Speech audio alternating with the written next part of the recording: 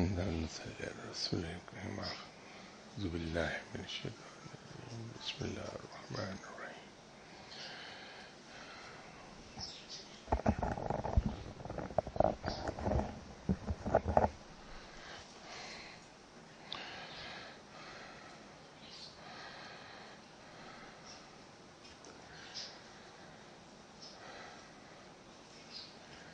ایک صاحب نے سوال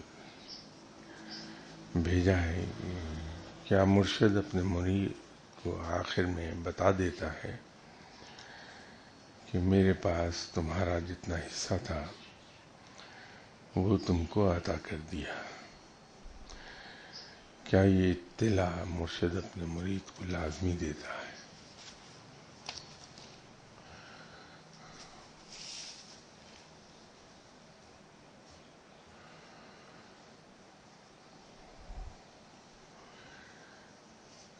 جب ہم کسی ملک میں جاتے ہیں، اس ملک میں جانے سے پہلے ہم اس ملک کے بارے میں کتابیں پڑھتے ہیں کہ وہاں کے قوانین کیا ہیں، وہاں کی معاشرتی اقدار کیا ہیں، وہاں کے رسم و رواج کیا ہیں۔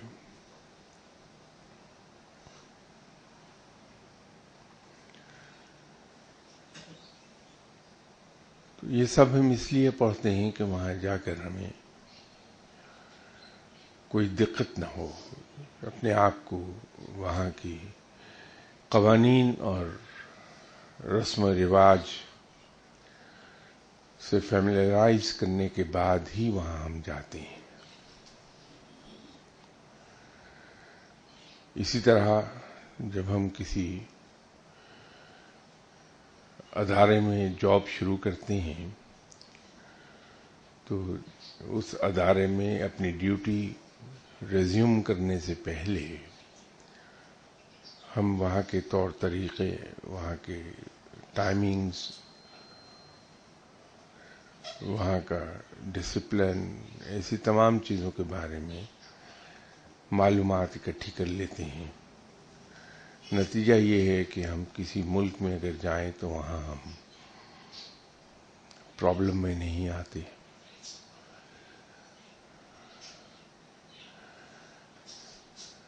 ادارے میں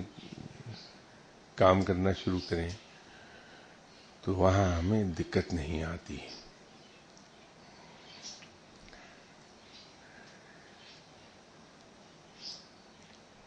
روحانیت ایک ایسی فیلڈ ہے، ایک ایسا ڈسپلن آف نالج ہے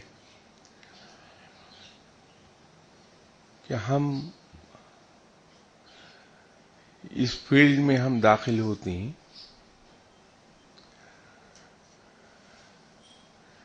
اپنے مفروضوں پر ایک عمارت ہم نے کھڑی کی ہوتی ہے، ایک شکل گھڑی ہوتی ہے اپنے ذہن میں۔ روحانیت یہ ہے، سنی سنائی باتوں پر ہم ایک اپنے ذہن میں خاکہ تیار کر لیتے ہیں کہ روحانیت یہ ہے۔ کتابوں کو پڑھ پڑھ کر ہم اپنے ذہن میں روحانیت کے معیار قائم کر لیتے ہیں۔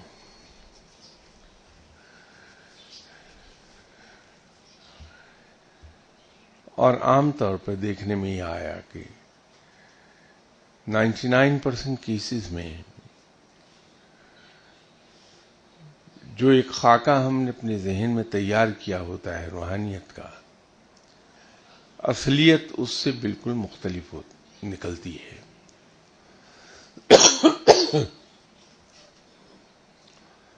اسی راہ میں جو چیز ہمیں تنگ کرتی ہے وہ ایک عادت کہ ہم الفاظ پر جو ان کے ظاہری معنی ہیں، سرسری معنی ہیں، ہم ان پر جاتے ہیں، اس فکرے کو ادا کیا گیا کن معنوں میں، ان معنوں پر نظر نہیں ہوتی ہماری۔ نتیجہ یہ ہے کہ ہم بھٹکتے رہتے ہیں۔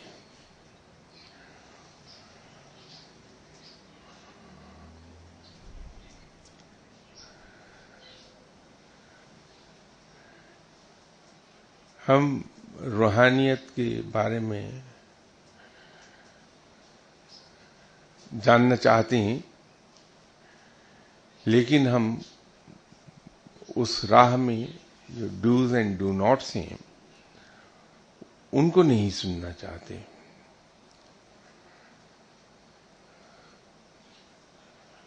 ہم اس راہ پہ جانا چاہتے ہیں جیسے ہم کسی یونیورسٹی میں داخلہ لینا چاہتے ہیں تو اس داخلہ لینے کے لیے کچھ بنیادی شرائط ہمیں پوری کرنی ہوتی ہیں۔ ہم کوئی جاب اپلائی کرتے ہیں تو اس جاب کی کچھ شرائط ہوتی ہیں کہ ہمیں ان شرائط پر پورا اترنا ہوتا ہے۔ ہم روحانیت کی راہ پر چلنے کے لیے اس کے پری ریکویزٹس بھی پورے نہیں کرتے۔ دریا میں ہم اترنا چاہتے ہیں تو اس سے پہلے ہم تیرنا سیکھتے ہیں کہ ہم کہیں ڈوب نہ جائیں۔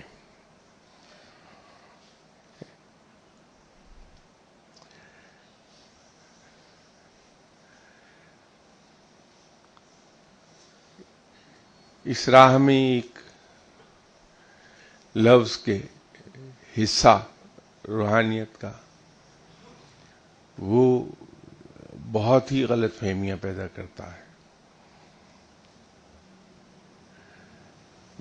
میرے ذہن میں اور شاید آپ حضرات کے ذہن میں بھی یہ ہو کہ مرشد کے پاس 10 کلو روحانیت موجود ہے، اس میں سے 3.5 کلو میرا حصہ ہے، تو جب میں اپنے مرشد صاحب کے پاس جاؤں گا تو وہ ترازو میں تولیں گے 3.5 کلو اور ایک شاپر میں ڈال کے میرے ہاتھ میں دے دیں گے کہ یہ آپ کا حصہ، یہ لے جائیے۔ اب جب ہم لفظ حصہ بولتے ہیں تو اس سے ہمارے ذہن میں یہ آتا ہے۔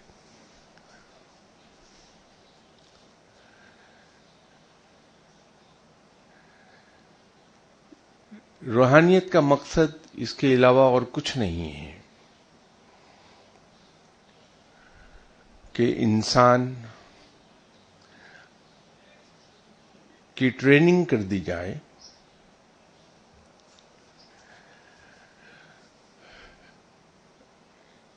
کہ انسان اپنی زندگی کو قرآن اور سنت کے مطابق ڈھال سکے، جو اس کے روزمرہ کے معمولات ہیں، جو اس کی روزانہ کی زندگی ہے، وہ قرآن اور سنت کے مطابق ہو۔ جبکہ عام طور پر جو چیز سمجھی جاتی ہے وہ یہ ہے کہ روحانیت کا مطلب یہ ہے کہ انسان کے پاس مافوق الفطرت قوتیں آ جائیں اور وہ ان قوتوں کا بے محابہ استعمال کرے،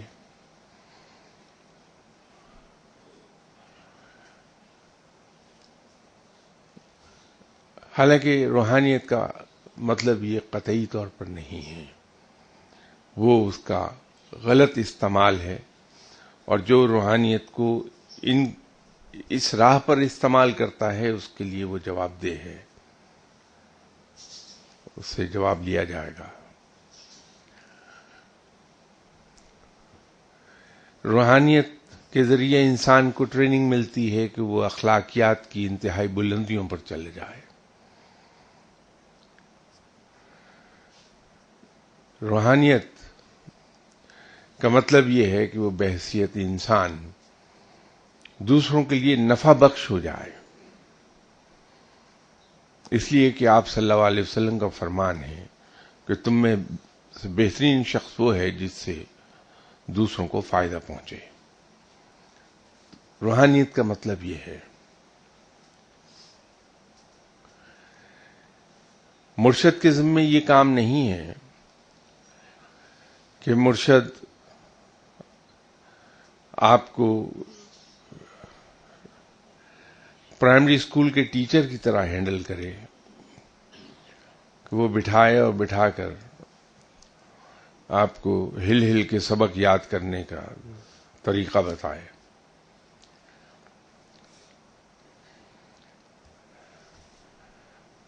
جو آدمی روحانیت حاصل کیے ہوئے ہے وہ اپنے پاس آنے والے شخص کو پہلے ہی تولتا ہے، اور جتنے پانی میں ہے اس کے پاس آنے والا شخص جس طبیعت کا ہے، جس نیچر کا ہے، وہ اس کے مطابق اس کو ہینڈل کرتا ہے. فقیر کے پاس ایک وقت میں بہت سے لوگ آتے ہیں، ان میں کچھ وہ بھی ہوتے ہیں جو آنکھ کا اشارہ سمجھتے ہیں اور اس کے مطابق عمل کرنے لگتے ہیں.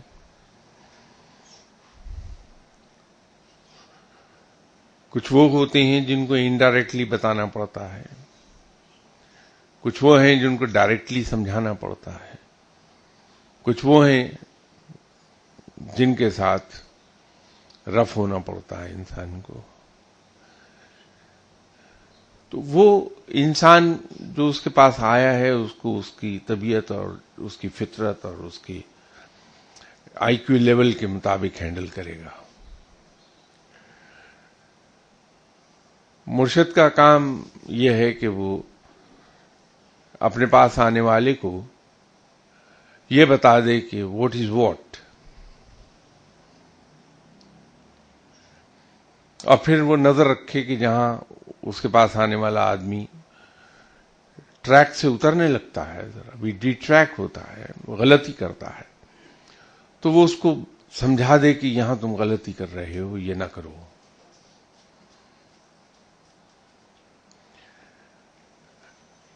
جب کسی شخص کی تربیت مکمل ہو جاتی ہے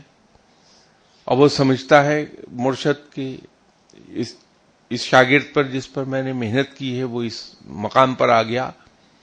کہ لوگوں کی تربیت کر سکے، لوگوں کو سبق دے سکے، تو وہ اسے کسی ایک خاص علاقے میں بھیج دے گا کہ وہاں بیٹھ جاؤ اور وہاں لوگوں کی تربیت کرو.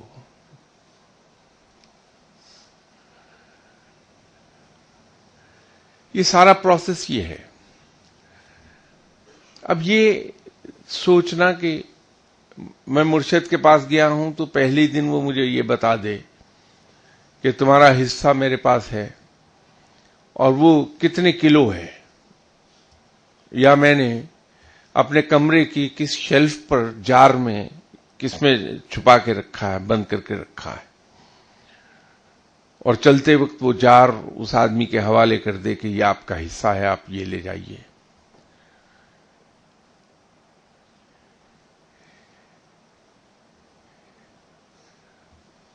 وہ تو اس سے مراد یہ ہے کہ اس کے پاس آنے والے کی اپنی کیپیسٹی کیا ہے، اس کی استعداد کیا ہے، اس کی صلاحیت کیا ہے، اس کا آئی کیو لیول کیا ہے، وہ تربیت کو کس حد تک ایبزارب کرے گا، کس حد تک سیکھے گا، اور کس مقام پر جا سکتا ہے. وہ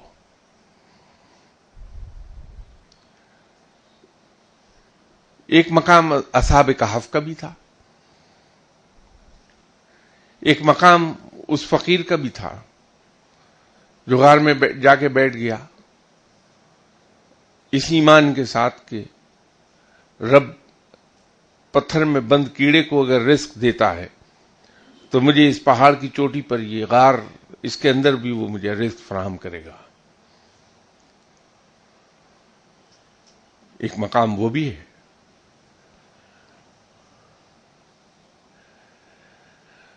ایک مقام وہ بھی ہے کہ فقیر جو غار میں جا کے بیٹھا اور اس کے غار کے سامنے کوئی آدمی اپنی چیز کھانے کی بھول گیا، تو اس نے بھوک سے مجبور ہو کے اس کو ہاتھ لگایا، تو فوراً ہی اندر سے آواز آئی کہ یہ ناجائز ہے، تو اس نے اپنا ہاتھ کاٹ ڈالا کہ یہ ہاتھ بڑھا کیسے کسی کی چیز کی طرف، ایک مقام وہ بھی ہے۔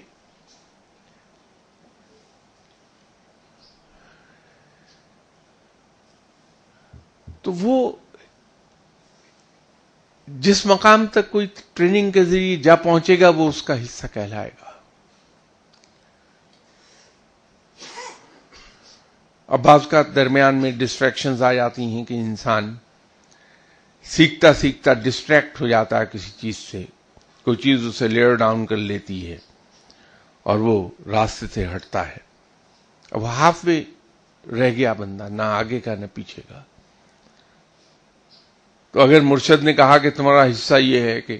جیسے خواجہ غریب نواز صاحب نے حضرت بختیار کاکی رحمۃ اللہ علیہ سے فرمایا تھا بابا فرید کے بارے میں کہ تمہارا یہ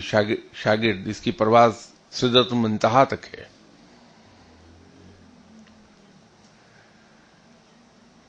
اب اگر کسی آدمی کے بارے میں، اپنے پاس آنے والے آدمی کے بارے میں مرشد نے یہ سوچا، یہ اندازہ لگایا کہ اس کے اندر صلاحیت موجود ہے کہ یہ نیکی کے بہت بڑے مقام پر فائز ہو سکتا ہے، اس نے اس پر اس حساب سے محنت شروع کی۔ درمیان میں اس آدمی کو کوئی حادثہ پیش آ جائے اور وہ روٹین سے ہٹ جائے، ہاف وے رہ گیا وہ بندہ۔ تو مرشد تو یہ کہہ چکا کہ تمہارا حصہ میرے پاس ہے، اور وہ حصہ اس قدر ہے کہ تمہاری پرواز سدرۃ المنتہا تک ہو جائے، لیکن راستے میں فرض کر لیجئے، ایک ایگزامپل دے رہا ہوں کہ کسی کے اکلوتے بچے کی ڈیتھ ہو گئی، وہ ڈسٹریکٹ ہو گیا، روٹین ٹوٹ گیا۔ اب چونکہ تربیت پوری نہیں تھی کہ وہ اس کو اللہ کی مرضی سمجھ کے قبول کر لے اور اپنے روزمرہ کی زندگی میں مصروف رہے، ڈسٹریکٹ ہو گیا، وہ سدرۃ منتہا تک نہ گیا۔ تو یہ کہنا کہ مرشد حصہ دیتا ہے پورا اور کہہ دیتا ہے کہ میں نے تمہارا حصہ تمہیں دے دیا، اور پھر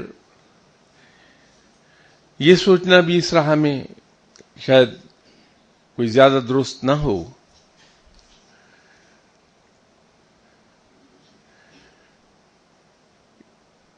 کہ مرشد مجھے علم انجیکشن کے ذریعے سے انجیکٹ کر دے گا، انٹراوینس انجیکشن دے گا اور علم میری رگوں میں دوڑنے لگے گا۔ مرشد کا تو کام صرف اتنا ہے کہ وہ آپ کو سیدھا راستہ دکھا دے گا، آپ کو بتا دے گا کہ اس راستے پر چلنے کے آداب کیا ہیں، کن چیزوں سے بچنا ہے تم نے، کن چیزوں پر نظر رکھنی ہے، کن چیزوں کو فالو کرنا ہے، اور اس کے بعد وہ اسے کہے گا کہ اب تم اس پہ جتنی محنت کرتے چلو جاؤ گے اتنا ہی آگے بڑھتے جاؤ گے۔ اب یہ اس آدمی کی مرضی ہے کہ وہ محنت کتنی کرنا چاہتا ہے۔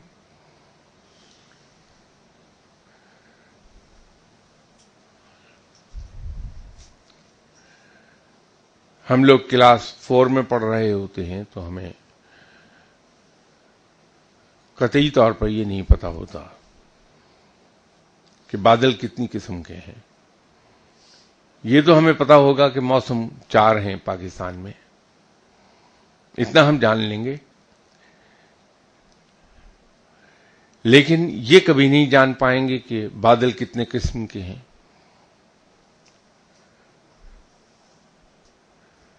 ہم کلاس 8 میں پڑھ رہے ہوتے ہیں تو ہمیں یہ تو پتہ چل جاتا ہے کہ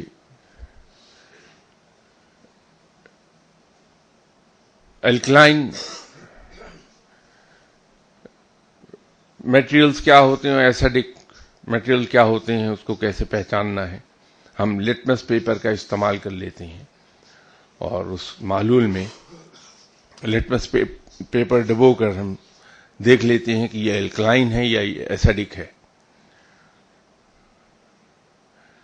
لیکن ہم کلاس 8 میں آکسیجن بنانا نہیں سیکھ پائیں گے کہ آکسیجن کیسے بنائی جائے گی. جب تک ہم میٹرک پہنچتے ہیں تو ہم انرجی اور پاور کا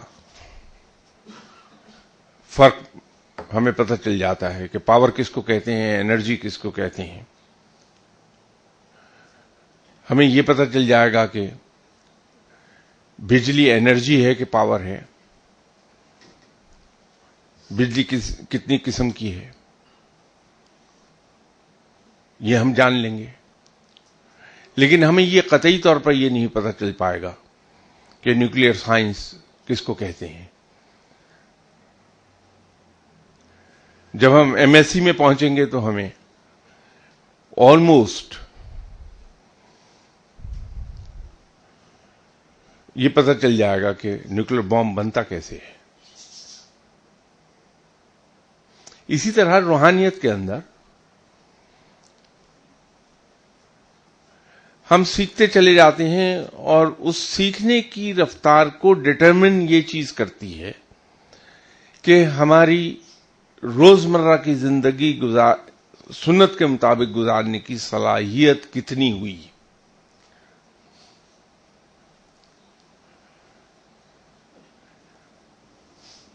وہ جاننے کی صلاحیت کو جلا دیتی ہے. وہ چیز, وہ جلا وہاں سے ملتی ہے. اگر وہ پہلو ہم نے اپنا ٹھیک نہیں کیا کہ اپنی روزمرہ کی زندگی ہم نے سنت کے مطابق نہ ڈھال لی, کہ ہم صبر, توکل, ایمان, بندگی, اطاعت, اس میں ہم آگے نہ بڑھے, یہ جرکی رہی ہماری پرفارمنس ان چیزوں میں, تو ہمیں علم حاصل کرنے کی صلاحیت اتنی تیزی سے نہیں بڑھ پائے گی جتنی تیزی سے بڑھ جانی چاہیے. اس لیے کہ ہمارا ذہن دنیاوی چیزوں کے اندر زیادہ سوچنے لگے گا, کیونکہ جب تک ہمارے اندر ایمان درجہ بدرجہ بڑھتا نہیں جائے گا, صبر درجہ بدرجہ بڑھتا نہیں چلا جائے گا, بندگی, عبادت یہ درجہ بدرجہ بڑھتی نہیں چلی جائے گی, ہم دنیاوی چیزوں کی طرف متوجہ زیادہ رہیں گے. تو جب ہم دنیاوی چیزوں کی طرف زیادہ متوجہ رہیں گے تو ہمارا ذہن ادھر کام کرے گا. نتیجہ یہ ہے کہ علم ہم سیکھ نہیں پائیں گے, علم میں ہم آگے نہیں بڑھیں گے, کیونکہ علم ایسی چیز ہے جس طرح سے ہم کپڑا بنتے ہیں, ہم کپڑا بن نہیں سکتے جب تک کہ ہم ویپٹ اینڈ واف یہ دو چیزیں بنا لینے, غالباً اس کو اردو میں تانا بانا کہتے ہیں. جب تک کہ تانا بانا نہ ہو اس سے کپڑا بنا ہی نہیں جا سکتا, چاہے ہم کتنی ہی اعلیٰ درجے کی لوم, جیٹ لوم ہو, پاور لوم ہو, ایئر لوم ہو, ہینڈ لوم ہو, کوئی سی ٹائپ ہم لومز کی استعمال کر لیں, ہم کپڑا نہیں بن پائیں گے کبھی جب تک کہ تانا بانا نہیں ہوگا. تو یہ تانا بانا جب تک روحانیت کا ہم نہیں بنیں گے, اور وہ تانا بانا یہ ہے کہ ہم ایمان ہمارا کتنا پختہ ہے رب پر, توکل کس درجے کی ہے ہماری رب پر, صبر ہمارے اندر کس درجے کا ہے, اطاعت ہمارے اندر کس درجے کی ہے, بندگی ہم کس ڈگری تک کی جا کے کر لیتے ہیں. کیونکہ جب چیزیں جھٹکے لگیں گے ہمیں, دیکھیے ہم میں سے ہر آدمی کار چلاتا ہے, ہم سبھی شوقین ہیں کہ اپنی گاڑی میں الائے ویل لگائیں ہم. ہم الوائے ویل خریدتے ہیں، اگر ہمیں یہ نہیں معلوم کہ الوائے ویل کی اسٹرینتھ کیا ہے، ہماری گاڑی کا ویٹ کیا ہے، اس کی میکسیمم سپیڈ کیا ہے، اس کی بریک کس قدر شدت سے لگتی ہے، بریکنگ ڈسٹینس کتنا ہے اس کا، یہ اگر ہمیں پتہ نہیں ہے اور ہم نے آنکھیں بند کر کے صرف الوائے ویل کو خوبصورتی کی بنیاد پر چن لیا، تو امکانات یہ ہیں کہ فل لوڈ کے تحت سپیڈ پر اگر ہم جا رہے ہیں اور ہمارا ویل اگر گڑھے میں لگا تو وہ ویل کریک ہو جائے گا، ٹوٹ جائے گا۔ لیکن اگر ہمیں یہ پتا ہے کہ الوائے ویل کی اسٹرینتھ کیا ہے کہ اسے 4000 ٹنز پریس پر اس کو سالڈ اسٹیل لمپ سے مینوفیکچر کیا گیا ہے، ایلومینیم الوائے کے لمپ سے، اس کے ڈلے سے، لمپس کا اب ترجمہ مجھے بھی نہیں آتا، اس پر وہ فورجنگ پریس کے 4000 ٹنز کا فورجنگ پریس اس کو شیپ دے رہا ہے، اس کے بعد اس کی مشیننگ کر کے اسے اسی سالڈ پیس میں سے لے لیا گیا ہے۔ تو اگر ہماری گاڑی کا 2 ٹن وزن بھی ہے اور لوڈ کے ساتھ اس کا وزن 3 ٹن ہو جاتا ہے تو وہ سیف ہے کہ ہم 260 km/h کی سپیڈ پر اگر جا رہے ہیں تو گڑھے میں اگر وہ ویل لگے گا تو ٹوٹے گا نہیں، کریک نہیں ہوگا۔ اسی طرح جب ہم روحانیت کی راہ پہ چلتے ہیں، یا اس کو آسان لفظوں میں کہیے کہ ہم رب کی دوستی حاصل کرنے کی راہ پر چلتے ہیں، تو پھر وہاں پہ ہمارے ایمان کو بھی آزمایا جائے گا، جھٹکے لگیں گے کہ ہمارا ایمان کتنا مضبوط ہے، ہم پر مشکلیں آئیں گی، اس میں صبر ہمارا آزمایا جائے گا کہ ہم صبر کے کس مقام پر چلے گئے ہیں، رزق کم کر کے ہمارا توکل آزمایا جائے گا کہ توکل کہاں ہے، دنیاوی مصروفیات بڑھا کر یہ چیک کر لیا جائے گا کہ ہم عبادت کو ترجیح دیتے ہیں کہ دنیاوی پریفرنسز میں چلے جاتے ہیں۔ تو جب وہ ٹیسٹ آئے گا اور ہم نے اس کو نہیں بڑھایا ہے اپنی اس استعداد کو، تو ہم ناکام ہو جائیں گے۔ اگر وہ استعداد ہم پیدا کر چکے، ایمان ہمارا مضبوط ہے، توکل اس درجے کی ہے کہ بدترین صورتحال میں بھی، بدترین نقصانات آتے دیکھ کر بھی انسان کہتا ہے کہ میرا رب مالک ہے، وہ جس نے پہلے عطا کیا تھا آئندہ بھی عطا فرمائے گا انشاءاللہ۔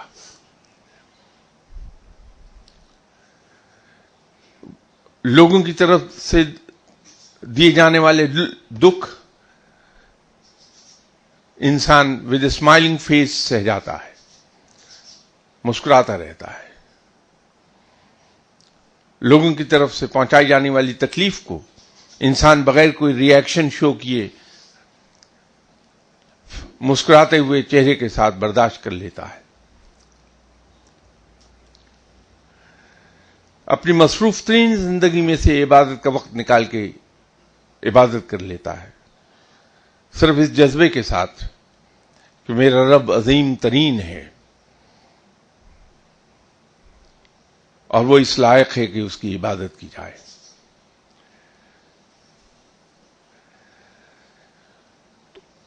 پھر انسان کی توجہ ڈسٹریکشنز کی وجہ سے ہٹتی نہیں ہے رب سے، انسان رب کی طرف ہر وقت متوجہ رہتا ہے، چلتے پھرتے، اٹھتے بیٹھتے، کھاتے پیتے، اس کا ذہن چلتا ہے، مسلسل چلتا ہے، لیکن چلتا ہے صرف رب کی طرف، اس کے کارخانے قدرت کی طرف۔ تو جب یوں دماغ چلنے لگتا ہے تو علم کی آمد شروع ہوتی ہے، اور جس شدت سے ہم متوجہ ہوتے ہیں، آسان لفظوں میں یہ کہیے کہ جس شدت کے ساتھ ہم غور و فکر میں مبتلا ہوتے ہیں، علم اتنی ہی تیزی سے آتا ہے، اتنی ہی سپیریئر کوالٹی کا آنے لگتا ہے، لیکن وہ درجہ بدرجہ ہوتا ہے، آہستہ آہستہ ہم اوپر کو جاتے ہیں۔ اس علم کی کوالٹی وقت کے ساتھ ساتھ امپروو کرتی ہے، اور وہی پرواز ہے۔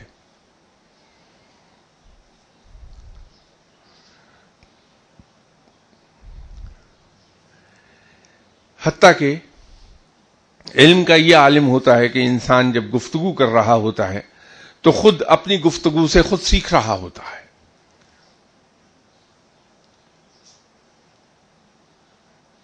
جو کچھ وہ بول رہا ہوتا ہے اسے آتا نہیں ہے، بلکہ بولنے کے بعد خود سیکھ رہا ہوتا ہے، اپنی ہی زبان سے، اپنی ہی آواز سے، اپنی ہی گفتگو سے۔ تو پھر علم اس طرح آتا ہے۔ اب جب یہ صورتحال ہو کسی علم کی، کسی راہ پہ چلنے کا یہ انداز ہو، تو وہاں کون ڈٹرمن کرے گا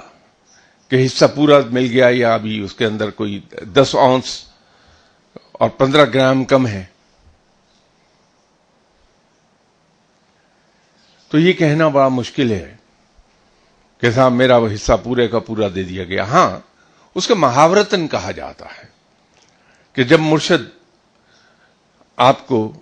یہ کہہ دیتا ہے کہ آپ یہ پڑھیے اور اس کو پڑھتے رہیں گے تو جتنی محنت کریں گے آپ بلندیوں کی طرف چلے جائیں گے، تو اس کو محاورتاً تو وہ کہہ دے گا کہ تمہارا حصہ جو تھا میں نے تمہیں دے دیا، اب جتنی محنت کرو گے اتنا پھل پاؤ گے۔ لیکن اس سینس میں نہیں کہا جا سکے گا جس سینس میں ہم جاننا چاہتے ہیں کہ میرے مرشد نے کون سے وے برج پر جا کر اس کو تلوایا تھا میرے حصے کو،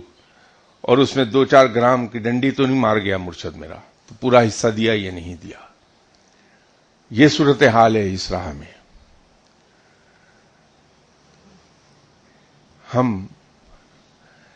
اور اسی لیے اس راہ میں یہ کہا جاتا ہے کہ جس شخص نے یہ سوچا کہ مجھے کچھ ملا یا نہیں ملا، اس کو ساری عمر کچھ نہ ملا۔ جس شخص نے یہ سوچا کہ میں ابھی کسی مقام پر پہنچا یا نہیں پہنچا، وہ کبھی کسی مقام پر نہ گیا، ناکامیاں ہیں وہاں۔ جس آدمی نے صرف ایک چیز پر نظر رکھی کہ مجھے قرب الہی چاہیے، مجھے اپنے رب کی دوستی چاہیے، اور دوستی، اسے دوست قبول کرنا یہ رب کا پریروگیٹو ہے، میرا حق نہیں ہے،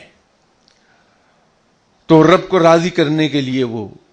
زندگی گزارتا چلا گیا، اسے دوستی حاصل ہو گئی۔ اور جس شخص نے یہ تانگ لگا لی کہ ابھی تک کچھ ملا یا نہیں ملا، رب مجھ سے راضی ہوا یا نہیں ہوا، وہ ناکام ہوا۔ تو اس کو آسان لفظوں میں ہم یہ کہہ لیں گے کہ جس نے رب کے ساتھ یک طرفہ دوستی لگا لی بے لوس، اس کو سب کچھ مل گیا۔ Then it's a matter of time, sooner or later اس کو ملے گا ضرور۔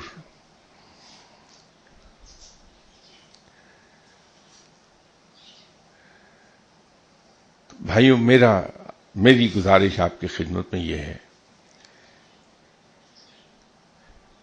کہ کسی دریا میں اترنے سے پہلے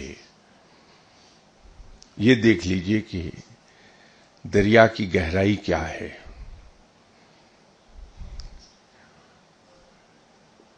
وہاں جو کرنٹس چل رہی ہیں دریا میں، ان کرنٹس کی ویلوسٹی کیا ہے،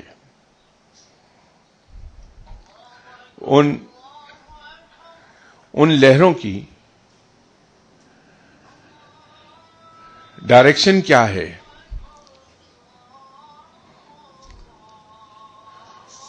ان لہروں کا زور کیا ہے، اور سب سے امپورٹنٹ چیز کہ مجھے تیرنا آتا ہے یا نہیں۔ تو جب ہم دریا کو ماپ لیں اچھی طرح سے، ناپ تول لیں دریا کو، اور تیرنا سیکھ لیں، تو پھر جب ہم دریا میں اتریں گے تو انشاءاللہ پار لگ جائیں گے۔ لیکن اگر سنی سنائی باتوں پر گئے کہ اس دریا کی گہرائی تو صرف اتنی ہے، اس میں پانی کی جو لہریں چلتی ہیں، اس کی کرنٹس جو ہیں، رو جو ہے پانی کی، اس کی ویلوسٹی کیا ہے، اس کا رخ کیا ہے، یہ جگہ جگہ سے سنی سنائی باتیں ملیں گی جو ایک دوسرے سے میل نہیں کھائیں گی۔ تو جو میل نہیں کھائیں گی، وہ میل نہیں کھا رہی ہیں ایک دوسرے سے، تو ہمیں کیا علم دیں گی؟ وہ خود اس کو پرسنلی جان لیں اور اپنے بارے میں یہ انشور کر لیں کہ ہمیں تیرنا آتا ہے، تو پھر اگر ہم دریا میں اتریں گے تو ڈوبنے کے چانسز بہت کم ہیں، نہ ہونے کے برابر۔ تو روحانیت کی طرف اگر جانا چاہتے ہیں تو خدا کے لیے میں اور آپ سب ان سنی سنائی باتوں سے دور چلے جائیں، روحانیت کو جان لیں کہ روحانیت ہے کیا، اس کا بنیادی مقصد کیا ہے، وہ اس کی منزل کیا ہے، وہ ہمیں کہاں لے جائے گی۔ اگر وہ بھا جائے ہمیں کہ ہاں یہ ٹھیک ہے، کیونکہ اگر میں روحانیت کی راہ پہ چلنے کا کبھی فیصلہ کر لوں، تو یہ غلطی ہو جائے مجھ سے کہ میں روحانیت کی راہ پہ جانے کا فیصلہ کر لوں، تو میرا تو آبجیکٹو ایک ہوگا کہ مجھے ایسی مافوق فطرت قوتیں حاصل ہو جائیں۔ گجرانوالے سے کوئی 10 میل دور ایک قصبہ ہے، اب تو خیر بڑا ہو گیا ہوگا بہت، گکھڑ کے نام سے۔ وہاں ایک صاحب تھے، ان کے پاس وہ اس راہ پہ چلے، اور جیسا ہوتا ہے کہ پہلے ہی جب منزل آئی اور جنات کو دیکھنا شروع کیا انہوں نے، تو وہ یہ سمجھے کہ میں تو بہت مقام پہ پہنچ گیا، وہ وہیں رک کے رہ گئے، حالانکہ وہ مقام ہے ہی نہیں کوئی۔ لیکن ہم میں سے اکثر یہی سمجھ لیتے ہیں کہ وہی منزل تھی۔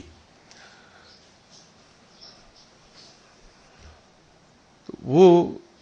لوگوں کے کام وام کر دیتے تھے۔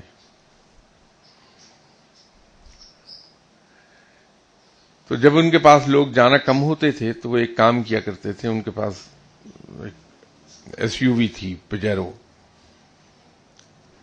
اس میں وہ گکھڑ سے بیٹھتے تھے اور جن سے کہتے تھے کہ وہ گاڑی چلائے، تو خود پچھلی سیٹ پہ بیٹھ جاتے تھے۔ اب وہ لاہور آتے تھے تو پورے شہر میں ایک ہنگامہ مچ جاتا تھا کہ وہ بغیر ڈرائیور کے گاڑی خود بخود چل رہی ہے، تو اس سے وہ پیسے کما لیتے تھے۔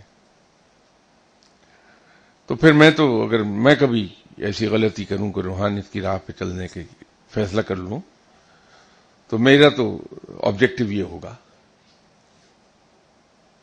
لیکن روحانیت اس کا نام نہیں ہے۔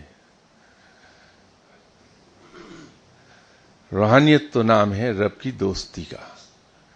اور اس کا نشہ اتنا شدید ہے کہ انسان اس سے پھر نکلتا نہیں ہے۔ جلتی آگ میں کوئی ڈال دے، وہ اس راہ کو چھوڑنے پر تیار نہیں ہوتا۔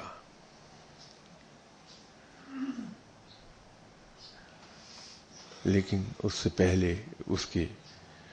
آداب سیکھ لیں ہم۔ بنیادی چیز تو یہ کہ یہ جان لیں کہ یہ روحانیت ہے کیا، روحانیت کا حصول کیا ہے، اس کا حصول کیا ہوگا، اسے ملے گا کیا ہمیں، اور پھر اس پر چلنے کی شرائط کیا ہیں، ان کو ہم پورا کر لیں۔ حصے تو کوئی چیز ہی نہیں ہے، حصے تو ملتے رہتے ہیں۔ تو آج جا کے میں ڈاکوؤں کے گروہ میں بیٹھ جاؤں تو مجھے ڈاکہ زنی کے رموز خود بخود میں سیکھتا چلا جاؤں گا۔ تو اس راہ کے لوگوں کے پاس جا کے بیٹھے گا انسان تو اس کے رموز سیکھنے لگتا ہے۔ جو چیز امپورٹنٹ نہیں اس کے پیچھے ہم کیوں جائیں؟ انشاءاللہ تعالی بشرط زندگی اگلی اتوار آپ سے ملاقات ہوتی ہے. السلام علیکم.